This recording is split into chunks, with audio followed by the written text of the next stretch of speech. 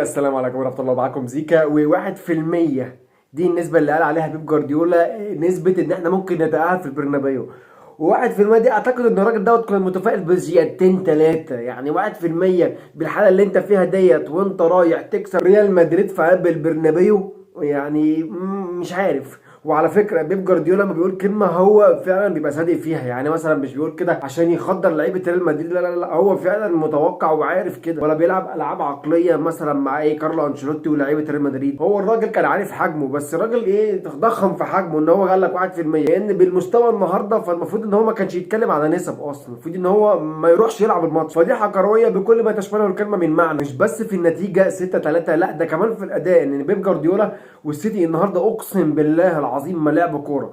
هتقول لهم ازاي اصلا ما هم جابوا كوره؟ اقول لك يا ليفا، انت لو كنت شفت الماتش تلاقي ان الجون جه بضربه ثابته بكوره كده مرموش نجمنا الكبير فشخ، شاطها وجت في العارضه والواد كملها. مانشستر سيتي النهارده اقسم بالله ما لعبت كوره، يعني كانت شكلها وحش قوي النهارده. تاريخها كله بقى تقريبا انهار النهارده بالمستوى اللي كان زي الزفت اللي قدمته النهارده. وهي القصه بسيطه لو جيت تفكر كده وتسال ازاي بيب جوارديولا وصل بيه الحال لهذا الموقف. فرق ما بين السرعات سيد الرئيس. يعني انت مثلا لما تيجي تقارن الهجوم بتاع ريال مدريد والهجوم بتاع مانشستر سيتي، ريال مدريد هتلاقي بسم الله الرحمن الرحيم انت عندك فيني ومبابي ورودريجو وتحتيهم بيلينجهام اربعه، يعني ما نار على زيت حار. تعالى بقى بص للناحيه الثانيه، هتلاقي مين؟ هتلاقي فودن، برناردو سيلفا، سافينيو، وابننا الكبير مرموش مش هقدر اتكلم عليه. ففي فرق كبير فشخ. حتى النهارده اما انت جيت يا بيب جوارديولا يعني تفنن، طلعت هالاند قعدت على الدكه مش عارف ليه، ولكن جيت فكرت برضو فيها والله لوجيك. يعني هالاند اول ما بيشوف ريال مدريد وبالذات لو روديجر موجود اقسم بالله ما بيعمل حاجه في حياته.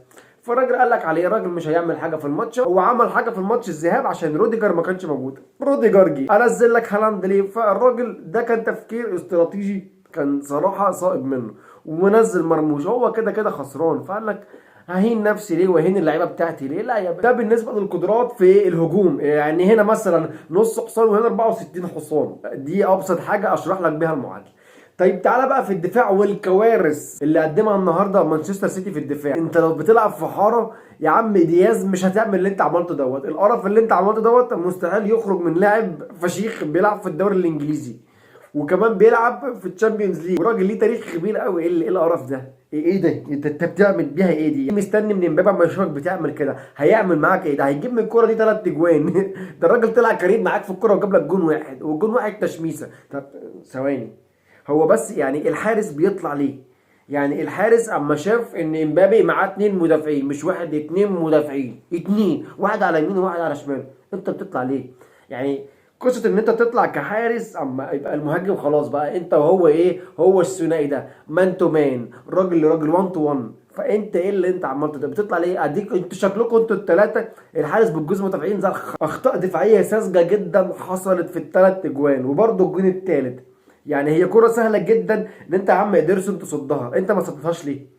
انت مش بتصد دي امال هتصد ايه؟ فادرسون يعني كان النهارده كارثه من كوارث مانشستر سيتي. وهو اصلا السيتي مش محتاج اخطاء زي ديت. يعني السيتي متفشخه السنه دي. فانت ايه اللي انت بتعمله ده؟ ولا الجون الثاني خوسانوف ضعيف جدا، خوسانوف ضعيف قوي. يعني انا المفروض ان الراجل دوت بالمستوى ده ما يكملش في السيتي، الراجل يطلع اعاره، ممكن ما يقعد له سنتين 3 4 يعني يشد حلو كده ولو ربنا وفقه يرجع تاني. لكن بالمنظر دوت يلعب في السيتي فاعتقد انه صعب. لعيب شخصيته ضعيفه او اللود كبير عليه، اللود الدوري الانجليزي ولود الدوري الابطال. السيتي باهت، مفيش شخصيه، مفيش روح، اخطاء دفاعيه غريبه، الهجوم شبح، مفيش هجوم. كان الطبيعي ان هو يخسر بالثلاثه والاربعه والخمسه. يعني النتيجه شكلها ايه؟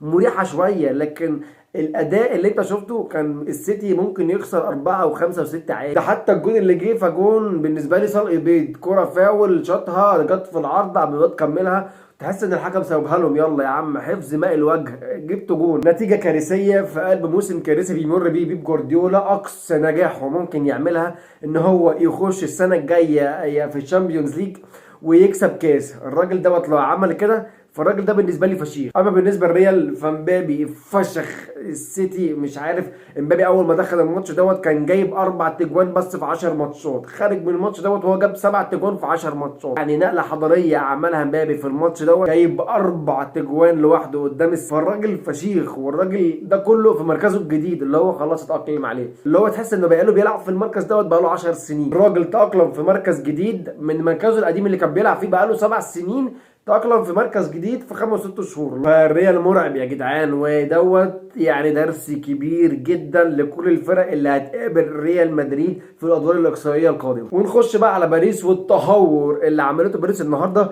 وكسبت 7-0. 7-0 زي ما انت سمعت كده، على الصفر 7.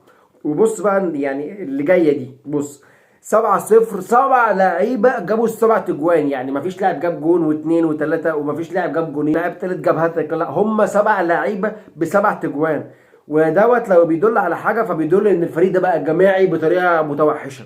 كل اللعيبه بتلعب وكل اللعيبه بتجيب هجوم، مفيش حاجه اسمها نجم واحد للفريق. الفريق زمان كان متكون على مبابي، وكان شويه كده مبابي ونيمار، ففي نجم واحد او في نجم موحد للفريق. الكلام دوت مع لويس انريكي بقى مختلف. طيب هل كده مثلا باريس سان جيرمان بقى فشيخ مفيش من جيل امه اتنين؟ لا بالعكس تماما.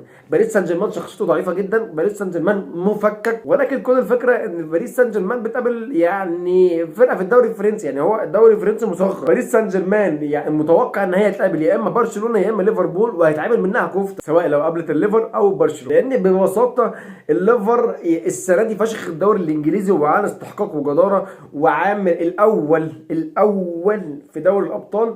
اما برشلونه يعني برشلونه فشخ الريال في النهائي 5، فما بالك بقى هتعمل ايه لو قابلت باريس. وهي تقريبا هيبقى فيه ماتش صقري كده، عشان السنه اللي فاتت باريس سان جيرمان علمت على برشلونه عشان كان في لاعب من برشلونه اتطرد وحصل قصص كده. فبرشلونه السنه دي لو شافت باريس هتظبطها، ولكن ده ما يمنعش ان هي عملت ملحق فشيخ، كسبت الماتشين بمجموع 10-0 على الصفر يا جدعان. وبس كده، واخيرا ولا سخانه كان معاكم زيكا.